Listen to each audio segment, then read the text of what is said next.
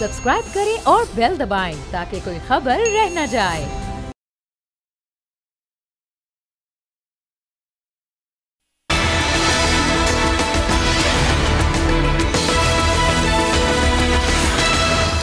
बिस्मिल्लाहिर्रहमानिर्रहीम। अस्सलाम वालेकुम नाजरीन। प्रोग्राम अब बात होगी में मैं हूँ आपकी मेज़बान आमना खटाना। इस प्रोग्राम का हस्बे मामूल हिस्सा हैं नज़ीर लगारी साहब, आमिर ज़िया साहब इस प्रोग्राम में हमारा साथ देंगे, अपना सियासी तज्ज़िया पेश करेंगे। नाजरीन, आज बहुत से अहम मामलात हैं जिसमें आज हमने देखा कि एक इंतहाई अहम डेवलपमेंट हुई, जिस खबर का सारे कह रहे थे कि ये होने वाला है, जिसकी बार बार ये पेशन गोइयाँ भी की जा रही थी कि अब बहुत जल्द साबिक वज़ीर आज़म और चेयरमैन तहरीक इंसाफ नाअहल होने वाले हैं, वो गिरफ्तार हो जाएंगे। आज हमने देखा कि फाइनली इस्लामाबाद की सेशन कोर्ट ने उन्हें नाअहल कर दिया, 3 साल कैद की सज़ा सुना दी और अब वो गिरफ्तार हो चुके हैं। उस हवाले से डेवलपमेंट्स भी सामने आ रही हैं, उस पर भी बात करेंगे कि गिरफ्तारी के बाद अब क्या किस तरह से पाकिस्तानी सियासत रुख इख्तियार करेगी। दूसरा जनाब इसी से जुड़ी परवेज़ खटक साहब जो कि पाकिस्तान तहरीक इंसाफ से ताल्लुक़ रखते थे, अब पाकिस्तान तहरीक इंसाफ पार्लियामेंटेरियन के सरबराह बन चुके हैं। उन्होंने बड़े संगीन इल्ज़ामात लगाए हैं चेयरमैन तहरीक इंसाफ पर। उन्होंने 9 मई का सारा जो वाक़या पेश आया उसका मलबा तमाम तर जिम्मेदारी चेयरमैन तहरीक इंसाफ के कंधों पर डाल दी है। अब ये खबर के हवाले से भी हम बात करेंगे। और दूसरा एक और अहम मामला है, इस वक्त काउंसिल ऑफ कॉमन इंटरेस्ट का मुश्तरका मफादात काउंसिल का इजलास हुआ जिसमें आज नई मरदमशुमारी की मंजूरी दे दी गई है। अब इसका क्या इम्पैक्ट होगा, क्या इंतखाबात वक्त पर होंगे, ये भी हम आज डिस्कस करेंगे। और एक सबसे इम्पॉर्टेंट आज के दिन की जो हैसियत है वो 5 अगस्त की, वो ये कि इस मकबूजा कश्मीर जहाँ पर जिसे हम यौम इस्तिसाल कश्मीर के नाम से जानते हैं, 4 साल इसको मुकम्मल हो चुके हैं जब भारत ने खुसूसी हैसियत कश्मीर की ख़त्म कर दी थी। उस हवाले से भी आज हम बात करेंगे क्योंकि दुनिया भर में इसको आज इसका एहतजाज भी रिकॉर्ड कराया जा रहा है। यौम इस्तिसाल कश्मीर के हवाले से रैलियाँ निकाली जा रही हैं, किस तरह से और कब तक ये सिलसिला चलता रहेगा, इन तमाम तर सूरत हाल पर हम बात करेंगे। लगारी साहब से मैं आगाज़ करूँगी, अपने पहले सवाल उनके सामने रखूँगी कि लगारी साहब, आज की जो सबसे इम्पॉर्टेंट डेवलपमेंट हुई वो ये कि चेयरमैन तहरीक इंसाफ आज गिरफ़्तार हो गए। आप समझते हैं कि अब वो माइनस हो गए मुकम्मल तौर पर, या अभी भी आला अदलिया से कुछ उम्मीद रखनी चाहिए और रिलीफ उनको मिल सकता है? पाकिस्तान की सियासत में बड़े अफसोसनाक और तकलीफ़ देह वाक़यात हुए हैं, जिनमें से ये भी एक अफसोसनाक और तकलीफ़ देह दिन है और वाक़या है कि PTI के सरबराह को सज़ा हुई और वो सियासत के लिए नाअहल हुए।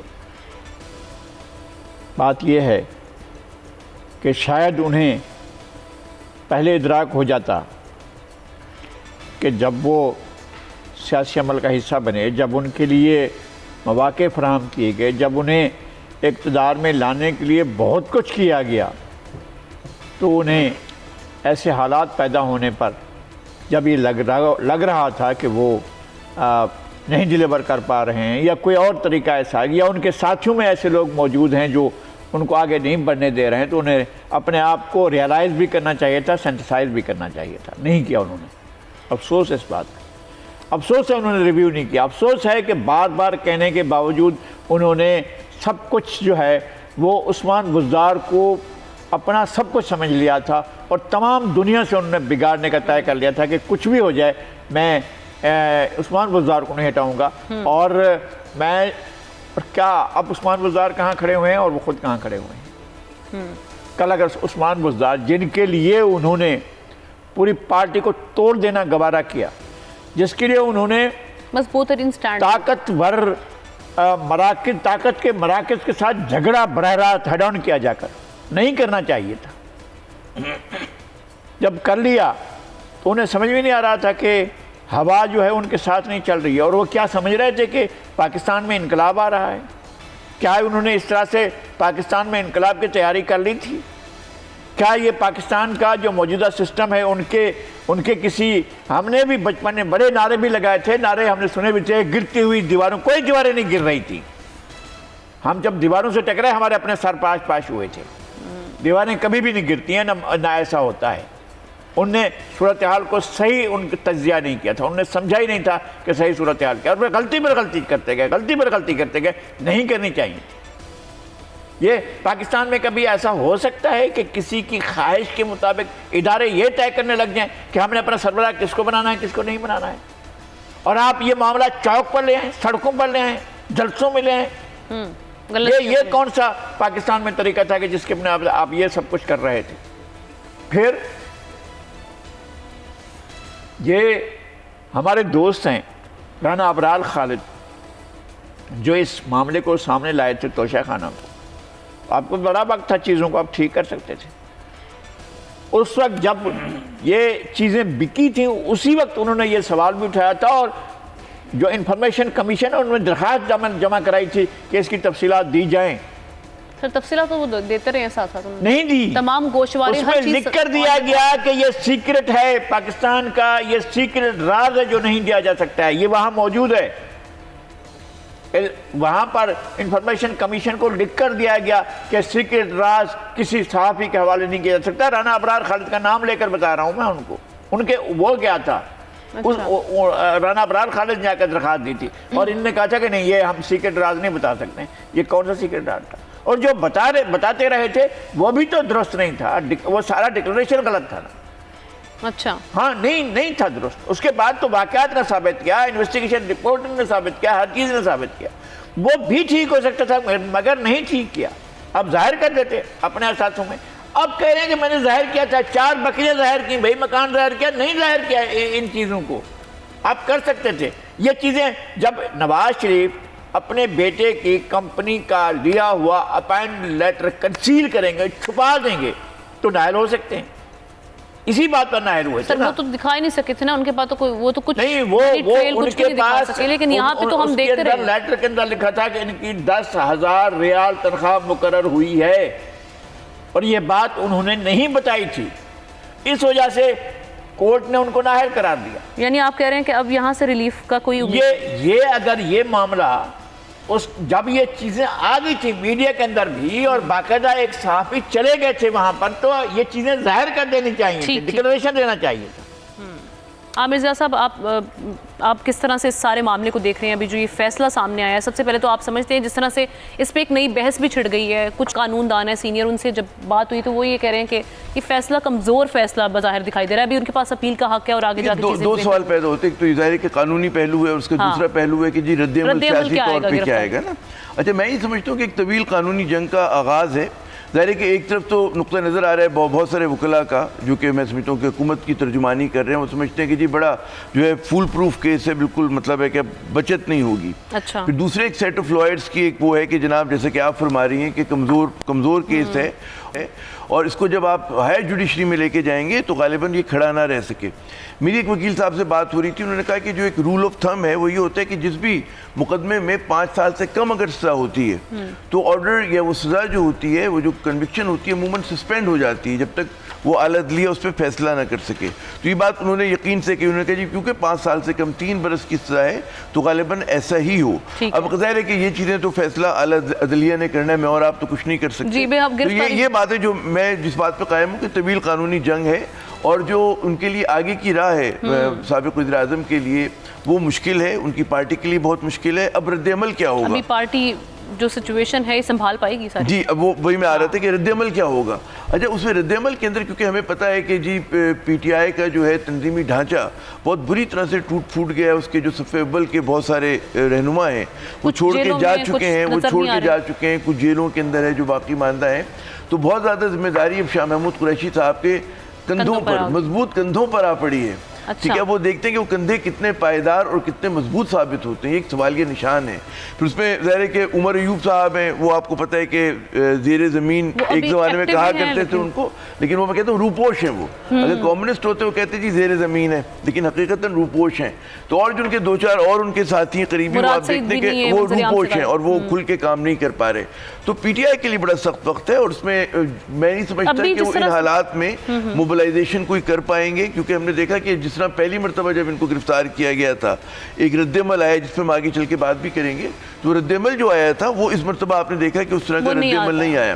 گو کہ جو کل کا ان کا پیغام تھا اور اس کے بعد ان کی اریسٹ کے بعد جو پیغام جاری بھی کیا گیا اس میں انہوں نے کہا کہ جی احتجاج ہو، لیکن مجھے وہ احتجاج ہوتا ہوا اور سمجھ میں بھی آتا ہے کہ ان کی مشین کو پی ٹی آئی کی بری طرح توڑا گیا ہے، اور یہ ہمیشہ ہوتا ہے کہ جب بھی کہتے ہیں نا کہ حکومت بمقابلہ کوئی تنظیم ہوتی ہے تو اس میں حکومت کو بہت زیادہ ایج ہوتا ہے، اور آپ اس کو خوف کہہ لیں، جو بھی اس کی وجہ ہوگی، یقیناً خوف بھی ہے، دباؤ کا شکار بھی ہیں.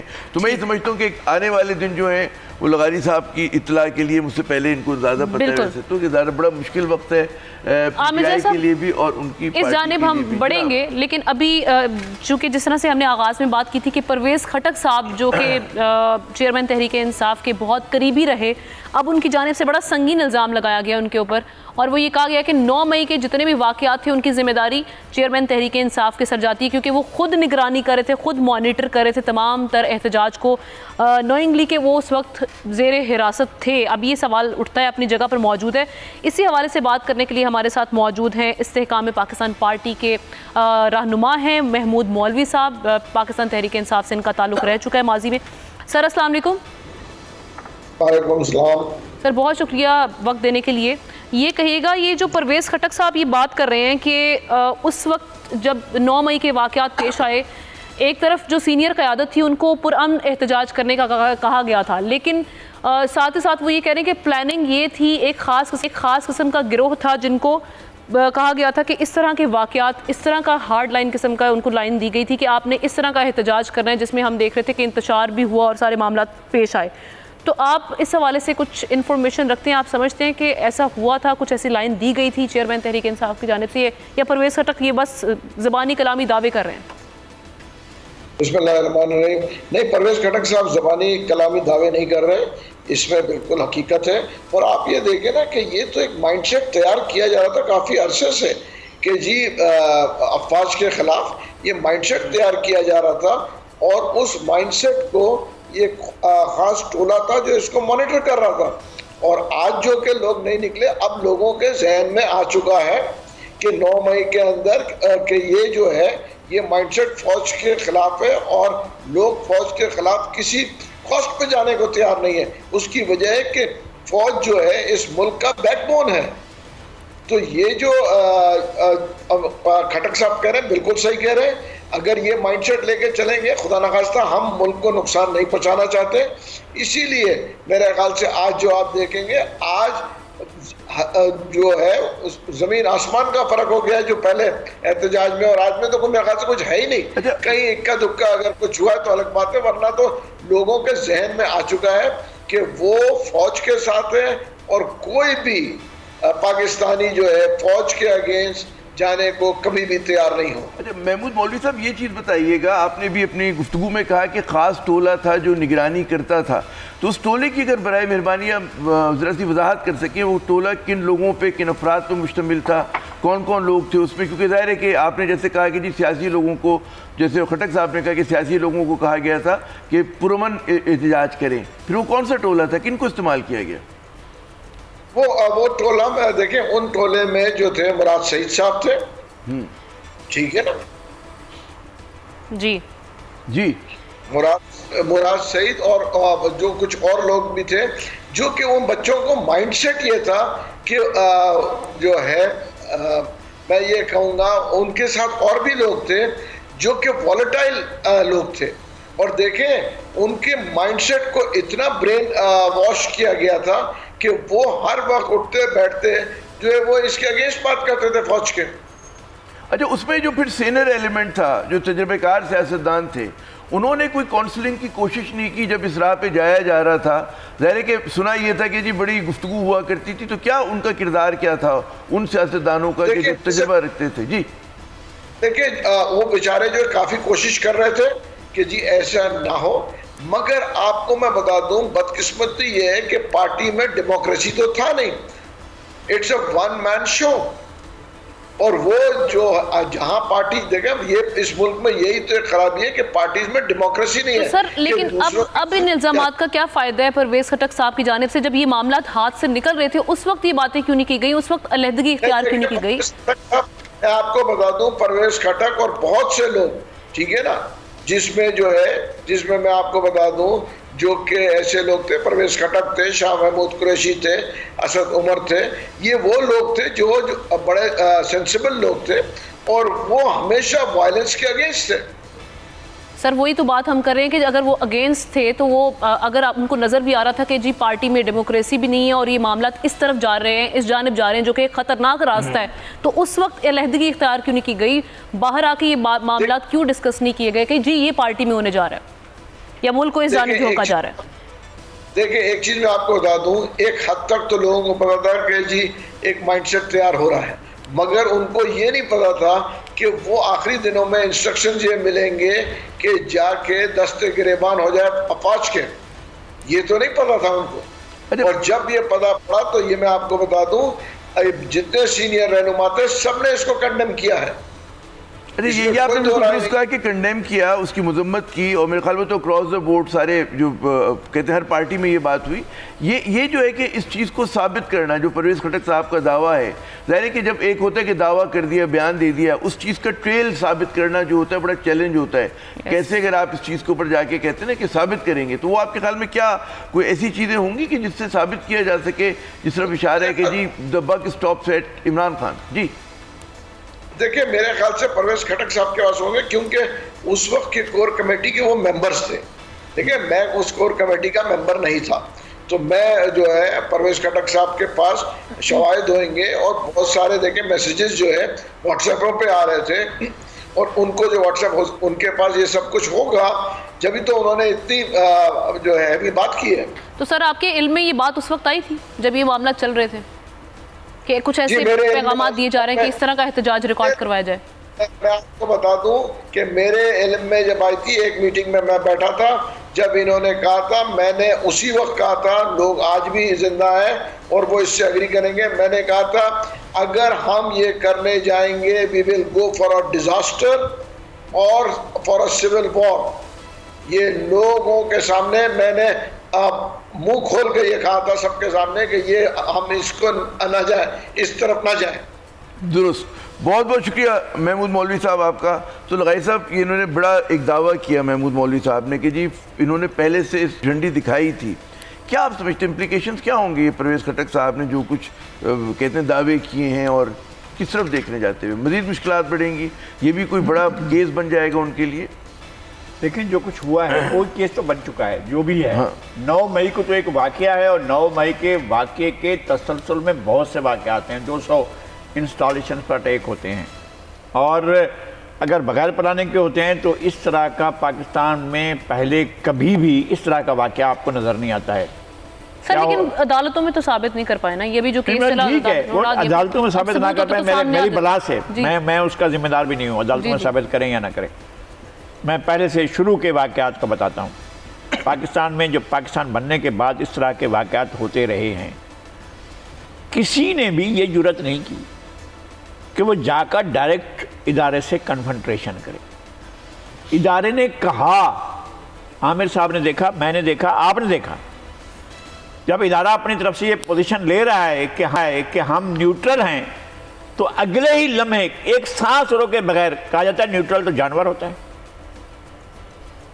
اور اس کے بعد پھر زیادہ غصے میں آ کر کہا جاتا ہے کہ نہیں تم میر جعفر ہو، تم میر صادق ہو، تم غدار ہو۔ پھر اس کے بعد نام لیا جاتا ہے، نام لے کر باقاعدہ الزام تراشی کی جاتی ہے، پھر کہا جاتا ہے کہ میری مرضی کا بندہ نہیں آئے گا تو پھر میں کسی کو آنے نہیں دوں گا۔ صحیح۔ پھر باقاعدہ کہا جاتا ہے کہ جناب آپ مجھے اس مشاورت میں شامل کرو۔ پاکستان میں ایسی کوئی روایت رہی ہے کہ جب کسی بھی آفس کا اس طرح کا تقرر ہوتا ہے تو اپوزیشن میں کسی شخص کے ساتھ بیٹھ کر مشاورت کی جاتی ہے۔ مجھے لگ رہا ہے آمنہ جو ہے بریک پہ جانے والی جی بریک پر ہم ایک جملہ میں صرف ایک جملہ کہوں گا اگر آپ اجازت دیں نا۔ بات ہے کہ الزامات بہت سنگین ہیں اور اس کی بڑی کہتے ہیں غیر جانبدارانہ شفاف تحقیقات ہونی چاہیے۔ اس کے بعد ظاہر ہے کہ جب تک وہ نہیں ہوگا اس وقت تک یقیناً مطلب ایک الزامات ہیں اور سنگین الزامات ہیں۔ اور ایک بات یہ جو لغیر صاحب کہہ رہے تھے کہ ہماری تمام سیاسی جماعتوں کو یہ سمجھ میں آنا چاہیے کہ جی آپ فوج جیسے اداروں کو جو ہے تنازع میں نہ گھسیٹیں، اور جب بھی آپ گھسیٹیں اس کی منفیت آتی ہے۔ اس میں آپ دیکھیں تمام جماعتوں کا ایک رائے، اور یہ بھی صحیح ہے کہ اس طرح کا کبھی ہوا نہیں تھا ماضی میں کہ حملے ہو رہے ہوں۔ بالکل ایسا ہی ہے، ابھی خواجہ آصف نے بھی پھر وہ ان کی نیوٹریلٹی پہ پھر کوشچن کرنے کی کوشش کی ہے۔ ناظرین یہ معاملات اپنی جگہ پر موجود ہے، ایک بریک کی جانب جاتے ہیں، بریک کے بعد واپس آئیں گے تو مزید معاملات پر بات ہوگی۔ اسٹے ود اس۔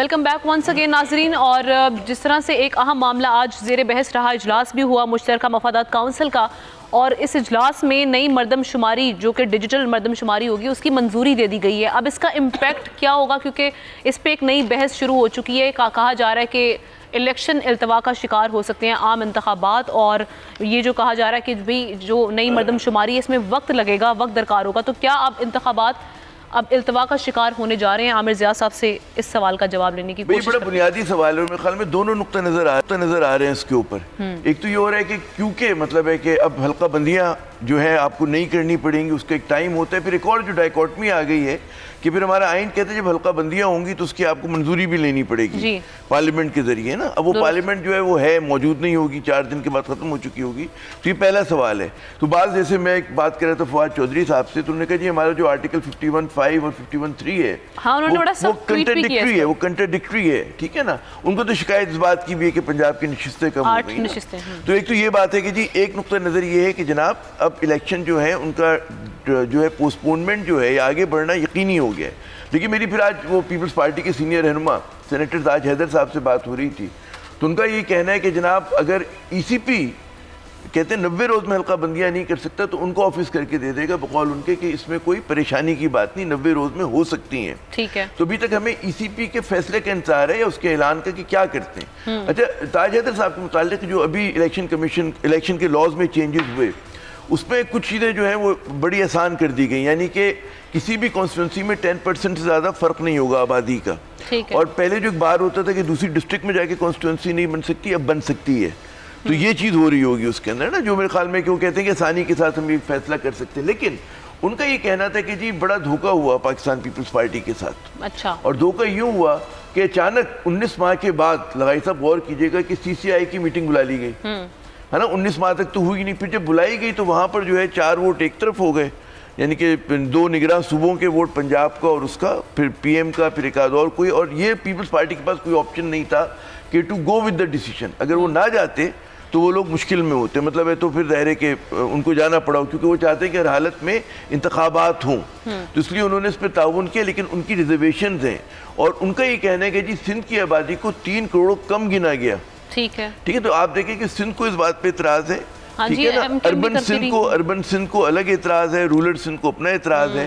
اچھا, وہاں پہ بلوچستان بھی مل گیا تھا, اس طرف چلا گیا تھا, باپ کے جو ووٹ تھے ادھر گئے تھے نا. ٹھیک ہے, تو یہ ان کی ریزرویشن ہے. تو بقول تاج حیدر صاحب کے انہوں نے کہا جی آپ مجھے کوٹ کر سکتے ہیں اس بات پہ کہ جو بیورو آف اسٹیٹسٹکس ہے اس نے بڑی گڑبڑ کی, اور انہوں نے کرمنل ان کا ایک رویہ رہا ہے اس پورے معاملے کے اندر نا. تو اس بات کی نشاندہی کرتا ہے کہ جی وہ جو ایک رولنگ الائنس ہے اس کے اندر جو ہے آپ کو دڑاڑ, یہ بڑی بات ہے عامر صاحب, رولنگ الائنس کے اندر رولنگ الائنس کے اندر ایک بہت بڑا رسک موجود ہے, ایک بہت بڑا بنیاد رکھ دی گئی ہے آج.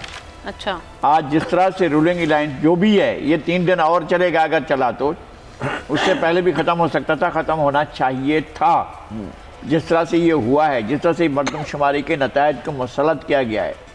یہ ڈیجیٹل سینسس پھر کس بات کے لیے ہو رہے ہیں؟ اگر آپ نے باقاعدہ فگر دے دیے ہیں کہ 24 کروڑ 10 لاکھ پاکستان کی آبادی, تو پھر کس بات کے لیے؟ اور کیا ہوگا اس کے ساتھ, اور کیا ڈالیں گے؟ گوڑ شکر ڈالیں گے. پھر یہ ہے کہ سندھ کی آبادی جو ہے, سندھ کی ہی آبادی کیا مطلب باقی صوبوں میں, پنجاب میں اگر آپ نے سینٹرل پنجاب میں آبادی کو بڑھایا ہے تو سرائکی بیلٹ میں تو آبادی اور زیادہ کم کی گئی ہے.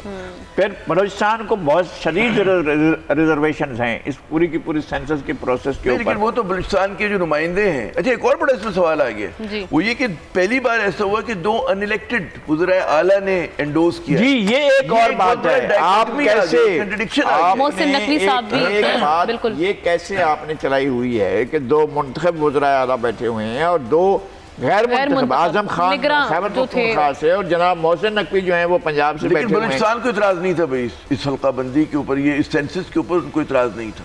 نہیں, وہ اپنے ریزرویشنز تھیں نا, وہ تو بعد میں باقاعدہ انہوں نے ان کو جو بھی پنجاب کو بھی. فواد چودھری صاحب جس کی نمائندگی کر رہے ہیں کہ جیلم, میری خود بات ہوئی کہ جیلم اور مطلب ہے اور جو ڈسٹرکٹ ہے وہاں پہ آبادی کم کر دیا آپ نے, وہ تو 6-7 کم ہو گئی ہیں. جن وہ ریپرزینٹ کرتے ہیں نا, وہ آپ کے پٹھوار کو ریپرزینٹ کرتے ہیں, تو پٹھوار کو یہ شکایت ہے کہ ان کی آبادی کم کی گئی, سرائکی بیلٹ کو یہ شکایت ہے کہ ان کی آبادی کم کی گئی ہے. صرف سینٹرل پنجاب کو آپ نے متعین کرنے کی کوشش کی ہے, اور ادھر یہ عالم ہے کہ جناب آپ کی سیٹیں اور جگہوں پر کم ہو جائیں گی. مجھے تو لگتا ہے کہ آپ سیٹیں اور کم کرنے جائیں گے, سرائکی بیلٹ سے بھی سیٹیں کم کرنے کے لیے جائیں گے. آپ کو جب سیٹیں کم کرنی پڑیں گی کہ 8 سیٹیں کم کرنی ہے تو کتنی مصیبت کہاں پر گرے گی, یہ بھی ہونا ہے. تو اب پھر ایک برتاز یہ ہوا ہے کہ یہ جو پی ایم ایل این ہے اس نے یہ ایک بار پھر ثبوت دیا ہے کہ وہ جی ٹی روڈ کی پارٹی کے طور پر کام کرے گی, اور پھر اس کے بعد جو ہے وہ پاکستان کو کنسیڈر نہیں کرے گی اور خاص اپنے ایک دائرہ کار میں رہے گی. تو میرے خیال میں یہ ایک افسوسناک بات ہوگی. بالکل ٹھیک ہے. اور عامر زیادہ صاحب میرا سوال پھر وہیں پہ رہ گیا کہ اس سے انتخابات التوا کا شکار ہو سکتے ہیں. میں نے آپ کو پہلے اس پہ کہہ دیا تھا کہ دونوں جو ہیں مطلب چانسز ہیں. اب ای سی پی کو اناؤنس کرنا ہے. پیپلز پارٹی سمجھتی کہ ضرورت نہیں, 90 روز میں ہو سکتے ہیں. اب بھی حلقہ بندیاں کرنا بہت آسان ہے, مگر بعض لوگوں کا خیال ہے کہ نہیں جناب حلقہ بندیوں میں مزید وقت لگے گا, فروری مارچ سے پہلے مکمل نہیں ہوں گی. تو یہ دونوں آپشنز ہیں, بھی غیر یقینی صورتحال ہے, اور لیکن میرے خیال میں زیادہ امکان یہ کہ انتخابات آگے بڑھ جائیں گے. ٹھیک ہے, بالکل صحیح ہے, سوال کا جواب مل گیا. اچھا جی, آگے ایک اور معاملہ ناظرین ہمارے سامنے ہے, اور وہ یہ کہ مقبوضہ کشمیر کی آج 5 اگست, جس طرح سے ہم جانتے ہیں 5 اگست کو 2019 میں مودی سرکار نے خصوصی حیثیت مقبوضہ کشمیر کی غاصبانہ طور پر ختم کر دی تھی. اب جب وہ خصوصی حیثیت ختم کی گئی, اس کو آج 4 سال یعنی یوم استحصال کشمیر کو 4 سال مکمل ہو چکے ہیں. مودی سرکار نے جائیداد کی خرید و فروخت کا جو قانون تھا اس کو پیروں تلے روندا تھا, اور غیر کشمیری جو تھے افراد ان کو زمین الاٹ کرنا شروع کر دی ہے. اس حوالے سے رہنما یاسین ملک, ان کی اہلیہ مشال ملک نے اس حوالے سے گفتگو کی ہے, وہ آپ کو پہلے سنواتے ہیں. لغاری صاحب, اس سارے معاملے کو دیکھیں, یہ پاکستان کی تکمیل کے لیے لازمی ہے کہ کشمیر کا معاملہ کشمیری عوام کی خواہشات اور پاکستان کو ایک فریق مانتے ہوئے اس کو حل کیا جائے, جو کچھ آپ یونائٹڈ نیشن میں کہہ چکے ہیں. بالکل اس کو نہیں مانتے ہیں آپ. اگر انڈیا نہیں مانتا ہے تو یونائٹڈ نیشنز کو دیکھنا چاہیے اور عالمی برادری کو دیکھنا چاہیے. یہ صورتحال تاریخ میں ہمیشہ ایسی نہیں رہتی ہے کہ آپ انڈیا کے بارے میں سوچتے رہیں اور پاکستان کو یا کشمیری عوام کو جو اس ملک مسئلے کے اصل فریق ہے ان کو نظر انداز کر کے آپ اپنے طور پر منمانے فیصلے کریں. یہ منمانا فیصلہ نہیں تھا. جس طرح سے انہوں نے ریووک کیا ہے تمام چیزوں کو, جو آئینی انڈرسٹینڈنگ دی گئی تھی نامکمل, بہت چھوٹی رعایتیں جو کشمیریوں کو ملی ہوئی تھیں کہ وہ خود مختار ہیں اپنے معاملات میں, اور وہاں پر کوئی آباد کاری نہیں کی جا سکتی. ان تمام چیزوں کو پیروں تلے روندا ہے مودی نے اور مودی کی سرکار نے. کیا سمجھ رہے ہیں کہ ان کے, یا یہ جو کشمیر جو ہے یہ ان کے آبا و اجداد کی جاگیر ہے؟ کشمیر کشمیریوں کا ہے, کشمیر کے لوگوں کا ہے, اور کشمیریوں کا آپشن موجود ہے, ہمیشہ وہ دیا ہے انہوں نے کہ وہ پاکستان کے ساتھ رہنا چاہتے ہیں, اور ہمارے لیے اشارہ کی حیثیت رکھتا ہے. اور یہ ہمارا نہیں, ہمارے قائد اعظم کا کہنا ہے. یہ ایک بات. دوسری بات, جو مین سورسز ہیں ہماری واٹر سورسز جتنے بھی ہیں وہ وہاں سے آتے ہیں. ہم کیسے چھوڑ سکتے ہیں ان کو؟ اچھا, وہاں سے تو مانسروار جھیل سے تو 2 ہی دریا آتے ہیں, ایک انڈس اور ایک ستلج. آپ نے ستلج جو ہے وہ پہلی ہمارے اس پر گردن پر ہاتھ رکھ کر, انگوٹھا رکھ کر آپ نے ہم سے غاصبانہ طور پر لیا ہے, اور یہ غلط فیصلہ تھا کہ جو انڈس واٹر ٹریٹی میں آپ نے ستلج کے حوالے کرتا ہے. ستلج مین دریا ہے, جو 4 دریا پورے برصغیر میں جو مانسروار جھیل کے اصل ماخذ سے آتے ہیں ان میں سے ایک شامل ہے. آپ نے اس کو جو ہے انڈیا کے حوالے کر دیا. پھر اس کے بعد باقی جو دریا ہیں ہمارے ساتھ جو آ کر انڈس کے ساتھ ملتے ہیں, آپ انہیں وہاں پر آپ نے جو ہے کہیں بند بنا دیا, کہیں فرقہ بند بنا دیا, کہیں آپ نے جو ہے چناب پر اپنا ایک اور پروجیکٹ بنا دیا, آپ انڈس پر بھی پروجیکٹ بنائے گئے. اس طرح کی چیزیں یہ ناقابل قبول ہیں, نہیں مانیں گے, پاکستان کے عوام بھی نہیں مانیں گے, کشمیری عوام بھی نہیں مانیں گے. یہی بات عامر زیادہ صاحب, یہ ڈسکشن کرنے سے تو اس کا حل نہیں نکلے گا. ہم بیٹھتے ہیں, باتیں کرتے ہیں, ہمارے جو حکمران ہیں وہ آتے ہیں اس معاملے پر باتیں کرتے ہیں, دعوے کرتے ہیں, ہم باتیں بھی نہیں کرتے. دیکھیں کیونکہ ہمارے ملک کی داخلی صورتحال اتنی بری ہے. آپ دیکھیں کہ میرے اور ہمارے بس میں ہوتا تو پورا پروگرام جو ہے وہ کشمیر پہ ڈیڈیکیٹ ہونا چاہیے تھا, لیکن کیونکہ ہماری اپنی داخلی صورتحال ایسی ہے کہ ہم لوگ آپس میں مطلب آپ دیکھیں کہ پولیٹیکل انسٹیبلٹی کا ہم لوگ شکار ہیں, تو ہمیں اپنے غموں سے فرصت نہیں ملتی کہ ہم مقبوضہ کشمیر کا جو مقدمہ ہے وہ زور سے اپنے ملک میں بھی لڑ سکیں. تو آپ دیکھیں نا کہ اب ہم مطلب حفظ ما تقدم کے طور پہ ہم لوگ آخری میں بات یہ کریں, لیکن یہ تو ٹاپ اسٹوری ہونی چاہیے پورے دن کی. لیکن میں آج پورا دن ٹی وی دیکھتا رہا ہوں, سب ٹی وی نے کور بھی کیا ہے, لیکن جتنی شدت کے ساتھ کرنا چاہیے میں سمجھتا ہوں اس میں کمی ہے. پہلی بات تو یہ. دوسرا میں یہ کہوں گا کہ دیکھیں ہمیں یہ سمجھنا چاہیے کہ ہم کہتے ہیں کہ جی مودی صرف نہیں کر رہی ہے, مودی تو نمائندگی کر رہا ہے ایک سوچ کی. اور وہ سوچ یہ ہے کہ جناب ایک پورے خطے پہ ہیجمنی ہو. تو انہوں نے اپنے تئیں جو ہے مسئلہ کشمیر حل کر لیا, انہوں نے ضم کر لیا انڈین یونین ٹیریٹری کے اندر. اب وہاں پر جیسے کہ بھی مشال کا ہم دکھا رہے تھے, مشال صاحبہ کے لغاری صاحب نے کہا کہ جناب انہوں نے وہ ڈیموگرافک چینجز لے کر آ رہے ہیں وہاں پر. وہ تو اپنے گلگت بلتستان والے بھی آپ نے دیکھا تھا جو ہم نے پچھلے دنوں سٹوری کی بھی تھی کہ وہ اپنی طرف سے وہ بھی ایک ڈیموگرافک چینج لانے کی کوشش کریں کہ اس کی بھی حیثیت ختم کر رہے ہیں, اس کو اپنا علاقے میں. وہ تو ان کا دعویٰ ہے نا, آزاد کشمیر پہ گلگت بلتستان پہ دعویٰ ہے, لیکن مقبوضہ کشمیر میں جو پاکستان کی حکومت بھی کہتے ہیں شیورٹی دیتی ہے کہ کشمیر میں, آزاد کشمیر میں کوئی اور جا کر خرید و فروخت نہیں کر سکتا, سیٹل نہیں ہو سکتا, وہ کشمیر کشمیریوں کا ہی ہے نا آزاد کشمیر. تو اسی طرح مقبوضہ کشمیر میں لیکن انہوں نے یک طرفہ طور پہ اور یہ کرتے ہوئے انہوں نے دو کام بڑے خطرناک کیے. جیسے بھی لغائی صاحب نے فرمایا کہ جو انہوں نے آئینی ایک فگ لیف تھا وہ, کیونکہ کشمیریوں کو اعتراض تو آئینی اس کے اوپر بھی, اس کو انہوں نے پامال کیا. لیکن جو بائیلیٹرل اور انٹرنیشنل معاہدے کیے تھے پاکستان کے ساتھ, کشمیریوں کے ساتھ اور اقوام متحدہ کے ساتھ, ان کو بھی یک طرفہ طور پہ اس کو وائلیٹ کیا ہے. اچھا آخری بات جو میں سمجھتا ہوں بہت اہم ہے کہ ہماری جو قیادت ہے, جیسے میں جب پی ٹی آئی کا دور حکومت تھا تب بھی میں بہت اعتراض کرتا تھا, ہمیں پتہ ہونا چاہیے کہ there are no takers for peace in India. کوئی آپ سے بات کرنے کے لیے تیار نہیں, لیکن شاہ محمود قریشی اس زمانے میں ہر وقت کہتے تھے جی بات ہونی چاہیے. اسی طرح آپ دیکھیں کہ شہباز شریف صاحب نے بھی کچھ دن پہلے 2-4 دن پہلے کہا جی ایک کانفرنس میں کہ ہم بات کرنے کے لیے تیار ہیں, اور اس کا پھر جواب بھی بھارت کی طرف سے آ گیا کہ وہ بات کرنے کے لیے تیار نہیں ہے. اب مجھے سمجھ میں نہیں آتا کہ یہ لوگ اتنے بے پہرا ہیں. وہ ہمیشہ ہوتا ہے نا سیاست کا پہلا اصول کہ خود کو جانو اور دشمن کو جانو. تو انہیں پتہ نہیں کہ دشمن کیا کر رہے ہیں, انہیں اس بات کا اندازہ نہیں کہ جی بھارت جو ہے آپ سے وہ چاہتا ہے کہ آپ سے نہ وہ بات کرے, وہ سمجھتا ہے پاکستان سلپری سلوپ پر ہے, اس کو برباد ہونے دیا جائے, خراب ہونے دیا جائے. اور آپ بار بار جو ہیں ایک طرح کا میں اگر سخت لفظ استعمال کرنے کی کہوں کہ اپنی تذلیل کرانے کے لیے آپ بار بار ان کو پیس وہ ٹاکس آفر کرتے ہیں اور وہ اس کو رد کر دیتا ہے.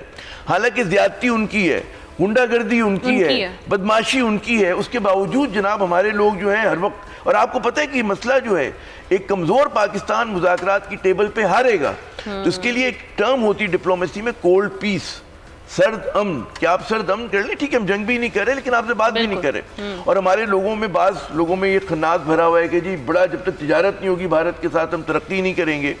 آپ کو مائنس بھارت ترقی کرنی ہے, بھارت سے تجارت نہیں کرنی ہے. ہم نے بہت منیمم کام کیا تھا اس کے ماضی کی پی ٹی آئی دور میں کہ ہم نے یہ فیصلہ کیا تھا کہ ہم ڈپلومیٹک ٹائز کو ڈاؤن گریڈ کریں, تجارت نہیں کریں گے بھارت کے ساتھ اور ہر چیز. تو وہ قائم رہنا چاہیے, ہمیں کولڈ پیس پہ جانا چاہیے, ہم جنگ نہیں کر رہے. کیونکہ آج ہم اگر کمزور ہیں تو قومیں جو ہیں وہ دہائیوں اور صدیوں میں سوچتی ہیں. تو یہ ضروری نہیں کہ ہم پرسوں بھی, کل بھی جو ہے آنے والے کل میں کمزور ہوں گے. تو ہم اپنے جو شہرگ ہے ہماری, ہم اس کے اوپر جو ہے کسی بھی قسم کا کمپرومائز اگر کریں گے, میرے خیال میں ہماری آنے والی نسلیں, ہمارا ملک, ہمارا وطن معاف نہیں کرے گا. اور یہ چیز شہباز شریف کو, یہ چیز پورے شریف خاندان کو سمجھ میں ان کو آنی چاہیے کہ اپیزمنٹ کی پالیسی میں پہلے بھی نواز شریف نے ملک کو نقصان پہنچایا, کشمیر کوز کو ڈیمیج کیا, وہ ایک مرتبہ پھر کر رہیں گے. تو ان کو نہ مذاکرات ہونے چاہیے. مجھے تو اس بات پہ بھی اعتراض ہے جو ہم نے پہلے کہا تھا کہ آپ کو تو کرکٹ ٹیم, ہاکی ٹیم بالکل بائیک آؤٹ کریں. آپ جب وہ آپ کے پاس آ کے کھیلنے کے لیے تیار نہیں, وہ آپ کو ڈنڈے سے چھونے کو تیار نہیں ہے, ہم جا کے ہم جا کے کرکٹ بھی کھیل لیں. لیکن ظاہر ہے کہ ہمارا ایک کہتے ہیں نا ڈائلیوٹ ہو گیا ہمارا نیشنلزم, اس کو جگانے کی ضرورت ہے. میں آخری کے 1 منٹ ہے آپ کے پاس. ایک بار میں کسی کا انٹرویو کر رہا تھا, ایک کشمیری مجاہد کا, تو میں میرا آپ کی عمر کا ہوں گا, میں نے کہا جی آپ لوگ عجیب ہیں کہ فلم پہ پابندی لگا دیتے ہیں, گانے موسیقی نہیں سنتے بھارت کی نا. تو کہتے ہیں کہ بات مقبوضہ کشمیر کی بات کرو. کہتے ہیں بات یہ ہے کہ جب ہم کہتے ہیں کہ ہم دشمن سے نفرت کرتے ہیں تو ہم اس کی ہر چیز سے نفرت کرتے ہیں. ہم اس کی مطلب ہے اس کے سال سے بھی کرتے ہیں, اس کے کلچر سے بھی کرتے ہیں, اس کی فلم سے بھی کرتے ہیں, اس کی موسیقی ہر چیز سے کرتے ہیں. تو اگر دشمنی کی آپ نے اگر یہ کہتے ہیں دراڑ ڈالی, اور ہے ہماری, انہوں نے زیادتی کی. ہمارے لوگوں کے ویژن کو داد دیں, فور فادرز آف پاکستان, انہیں پتا تھا کہ جو وہاں پر ایک کہتے ہیں نا کہ تنگ نظر دو قومی نظریہ جو تھا وہ ہندو قوم پرستی, آج دیکھیں مسلمانوں کی جان محفوظ نہیں, مال محفوظ نہیں, ہماری عبادت گاہیں بھارت میں محفوظ نہیں مسلمانوں کی, ٹھیک ہے نا, ان کی عزتیں محفوظ نہیں ہیں. یہ بھارت کی عالم ہے. مقبوضہ کشمیر کو انہوں نے دنیا کی سب سے بڑی جیل بنا ڈالا, اور ہم کہتے ہیں ہم جا کے مذاکرات کریں گے, ہم جا کے ان کی فلمیں دیکھیں گے. خیر میں اب چپ ہو جاتا ہوں اس سے پہلے کہ مجھے مزید. بالکل درست آپ نے عامر ضیاء صاحب فرمایا کہ ہم جو معاملات ہم جس طرح سے دیکھ رہے ہیں کشمیر کے, وہ صرف باتیں کی جاتی ہیں لیکن اس کے حل کی طرف ہم نہیں جاتے. اس کے ساتھ ہی ناظرین آج کا وقت ختم ہوا جاتا ہے. انشاءاللہ کل پھر آپ کی خدمت میں حاضر ہوں گے. تب تک کے لیے اللہ حافظ.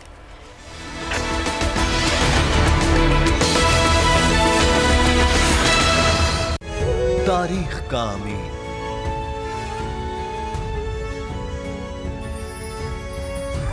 आजादी की अलामत।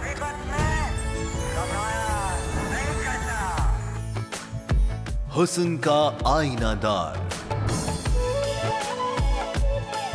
फिक्र व नजरिए की अक्कास।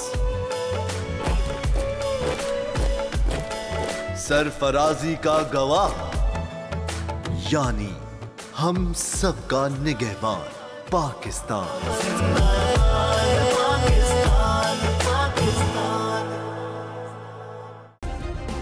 सब्सक्राइब करें और बेल दबाएं ताकि कोई खबर रह न जाए।